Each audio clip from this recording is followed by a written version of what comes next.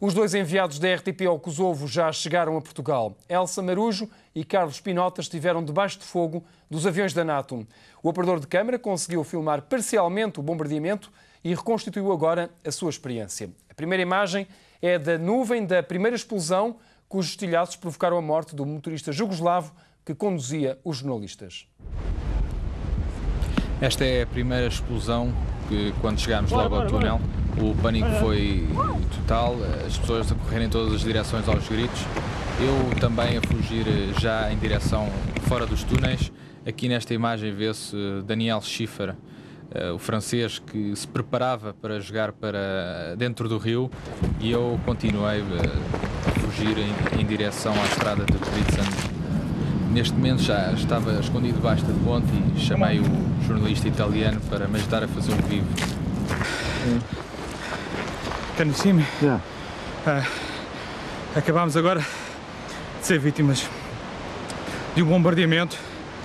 As bombas rebentaram a cerca de 60 metros. Estou a ouvir gritos, não sei o que é que se passa do outro lado. Já nos tinham avisado para virmos muito depressa. Devem estar a aproximar-se mais aviões e devem de bombardear novamente. O nosso motorista, os nossos carros estavam dentro do túnel que foi bombardeado. Vimos bastantes pedras a saltar. Eu fugi aqui para debaixo de uma ponte. Não é um local seguro. Estamos a 50 metros do sítio onde eles podem bombardear novamente e não sei onde é que estão os outros.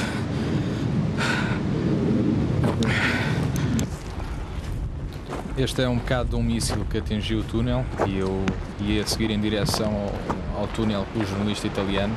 Pode-se ver o túnel completamente bloqueado com a terra que caiu do bombardeamento. Esta é uma zona que se vê nitidamente que são pedras que caíram diretamente do túnel e eu ia-me aproximar do sítio local onde estavam os outros jornalistas, porque a minha preocupação era ver como é que eles estavam. Comecei a ouvir os aviões ligeiramente lá ao fundo e tive de tomar uma decisão, e a decisão ou era ir ter com eles ou afastar o mais que podia dos túneis. O que eu pensei logo foi que eles queriam atingir mesmo era os túneis. Run, run, run!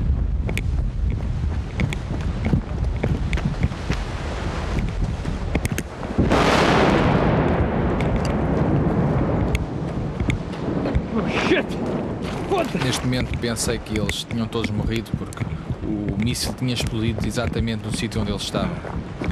Logo a seguir filmei a terceira explosão. Bombardearam-nos outra vez. Não sei se eu vou conseguir. Ali está o resto das pessoas. Tenho que fugir daqui.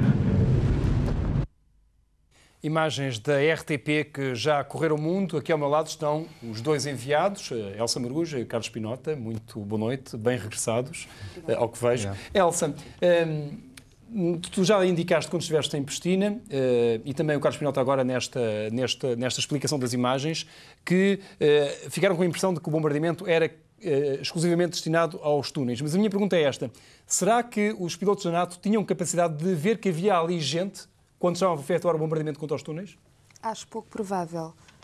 Os aviões da NATO desceram, de facto, muito baixo, sobrevoaram aquela zona, que é uma zona difícil em termos de relevo geográfico, é uma estrada, os dois túneis da estrada situam-se entre duas colinas montanhosas, portanto, obrigatoriamente para bombardearem aquela zona eles tinham que sobrevoar muito baixo, mas acho muito pouco provável que, a partir do avião, o piloto tivesse capacidade para observar a circulação de pessoas naquela zona.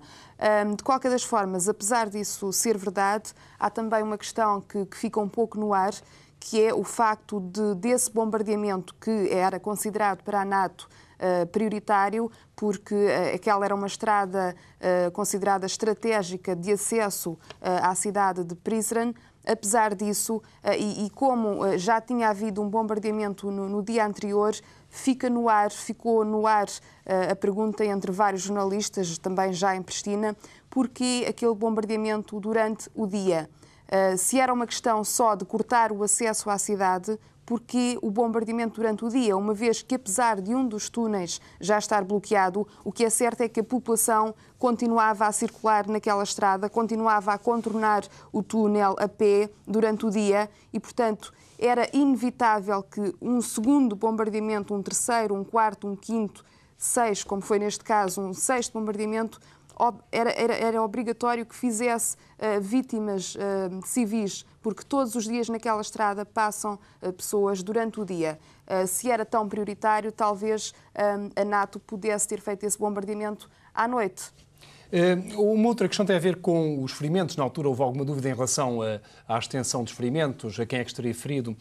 Nós vimos ali, há uma imagem do Carlos Pinota que apanha o momento em que o vosso guia francês ia saltar para a ribanceira naquela altura de pânico. Portanto, ele terá sido ferido aparentemente por causa desse salto. O ferimento foi grave? O que é que se passou concretamente? Não, o ferimento não foi grave, de resto, nenhum de nós que conseguiu sair daquela situação ficou com ferimentos graves, todos ficámos com ferimentos apenas ligeiros, apesar, enfim, de algumas imagens que, entretanto, chegaram do Daniel Schiffer, porque é dele que estamos a falar, não era um guia. O Daniel Schiffer é um intelectual francês, é uma personalidade algo polémica, ele é uma pessoa muito conceituada, mas apenas em território sérvio, porque ele defende, desde a guerra na Bósnia, defende acerrimamente a causa sérvia, mas é uma personalidade que levanta algumas dúvidas, até deontológicas, quanto aos métodos que segue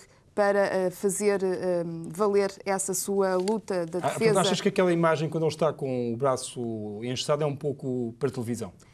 Eu creio que é um pouco para tirar partido desta situação, desta infeliz situação que nos aconteceu, em prol da causa sérvia. Creio que é um pouco o intuito com que ele se apresentou naquela imagem, porque os ferimentos de forma alguma justificavam todo aquele aparato.